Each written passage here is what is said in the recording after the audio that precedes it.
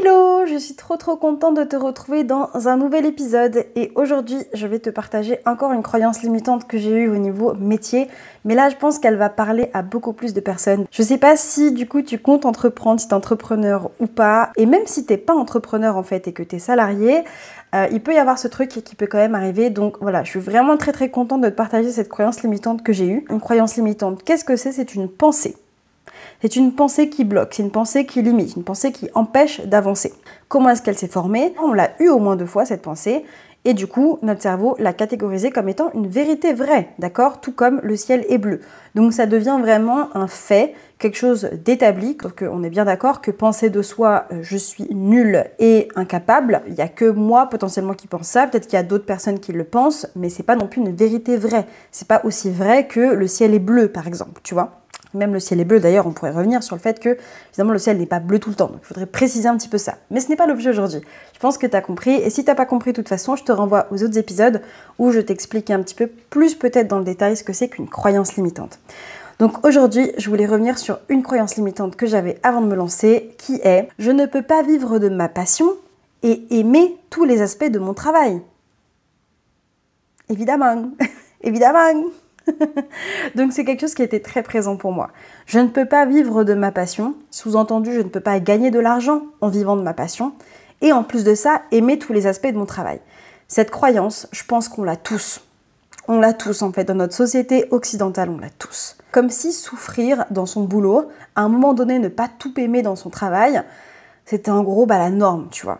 Enfin, je pense que là, tu peux vraiment penser à des personnes que tu as pu côtoyer quand tu étais plus jeune, par exemple, et que tu voyais tes parents ou d'autres personnes en fait adultes, qui en fait, à un moment donné, n'étaient pas bien dans leur boulot ou n'aimaient pas vraiment tout leur travail ou ne vivaient pas de leur passion, mais comme si c'était genre un fait, tu vois. Genre c'est normal, ça fait partie du jeu de pas aimer en fait 100% son travail et de vivre de sa passion, que c'est en mode non mais ça c'est les artistes, tu vois. C'est les artistes qui vivent de leur passion et qui du coup n'en vivent d'ailleurs pas très bien, tu vois. Moi je pensais beaucoup à les personnes qui sont intermittents du spectacle par exemple, donc les comédiens etc. Les personnes qui du coup sont plutôt voilà sur des métiers artistiques, exercent leur passion mais n'en vivent pas, tu vois. J'avais vraiment ce truc de bah non. Du coup, c'est pas possible de vivre de sa passion. Enfin, je pensais pas à l'époque que quelqu'un qui était directeur financier dans une grosse boîte, que c'était sa passion. Enfin, il en vivait, mais est-ce que c'était sa passion? Je suis pas trop convaincue non plus, quoi. J'avais ce truc de, bah non, je peux pas vivre de ma passion et en plus aimer tous les aspects de mon travail. Ça a été très présent parce qu'évidemment, en me lançant en tant que coach, pour moi, coacher, c'est une passion. J'adore ça. J'adore ça. Cette sensation de montrer à la personne qu'elle est capable, en fait, et qu'elle a les réponses en elle, c'est vraiment un truc que je pourrais pas te décrire, quoi. C'est à l'intérieur de moi, je le ressens, quoi. C'est vraiment un truc waouh pour moi. Et donc, je me disais, mais attends, faire ça toute la journée et du coup, qui fait ça?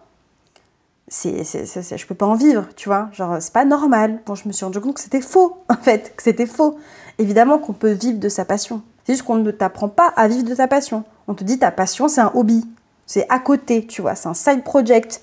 Donc, comme c'est à côté, bah, c'est le truc que tu fais, en gros, pour te faire du bien quand le truc principal ne va pas. En fait, non, moi j'ai envie que coacher, ça soit mon travail principal. Donc c'est vrai que c'est une croyance qui peut vraiment être pénible, parce que si tu te dis que tu peux pas vivre de ta passion, ça veut dire quoi? Que tu te cantonnes à exercer un métier qui en fait te fait chier, même s'il te fait pas chier, que tu fais parce que t'aimes bien, mais genre au fond de toi t'as un rêve et tout, et que t'oses pas du coup faire ce rêve parce que tu te dis que tu peux pas en vivre. Alors déjà, moi, une chose là, est-ce que t'as essayé même?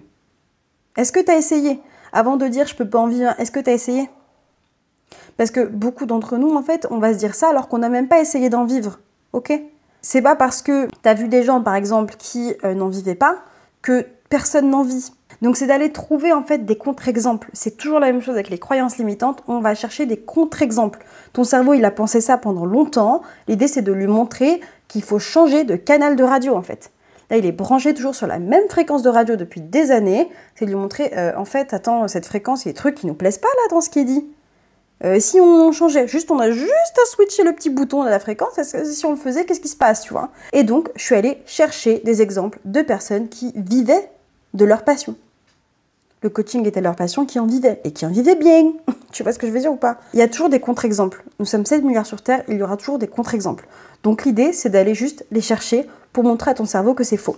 Donc je me suis rendu compte à titre perso que si je pouvais vivre de ma passion, Ma coach du coup m'a beaucoup aidée parce que ça a été un très bon exemple là-dessus, hein. Je voyais très bien qu'elle vivait de sa passion.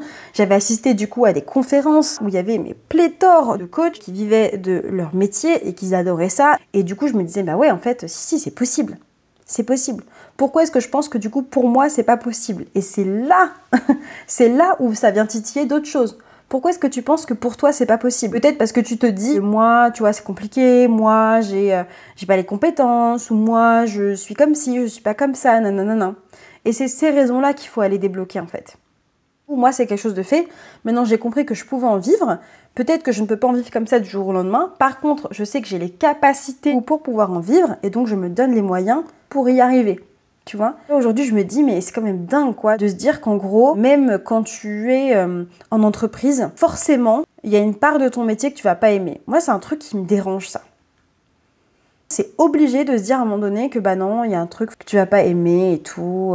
Je peux comprendre, hein, bien évidemment. Moi, j'aimais pas tout dans le métier que je faisais avant, mais j'ai l'impression que c'est un peu genre, tu sais, le truc, le passage obligatoire, tu vois. C'est un peu comme genre métro, boulot, dodo. Tu peux pas et avoir un CDI et t'éclater dans ton CDI. Bien sûr que si, tu peux.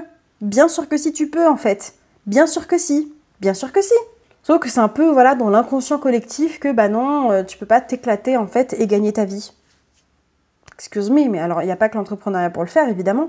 Il n'y a pas que les métiers artistiques pour le faire. Mais même en étant dans une entreprise, tu peux. Oui. Peut-être qu'il y a des choses à mettre en place, hein. Je dis pas que tu peux comme ça du jour au lendemain, hey, machin, mais c'est possible. Pourquoi est-ce que moi c'était un problème? Parce que en me disant ça et en me disant bah je peux pas aimer tous les aspects de mon travail, derrière en dilettante c'était bah je peux pas gagner de l'argent en faisant un truc que j'aime. Enfin c'est quand même dingue quoi. Enfin moi je me dis mais c'est ouf à quel point ça peut te limiter et te bloquer. Tu t'empêches de penser que tu peux tout aimer dans ton travail. Et que tu peux en vivre. En vivre, ça veut dire quoi? Ça veut dire que tu peux faire ça de ta journée et avoir des super journées et kiffer.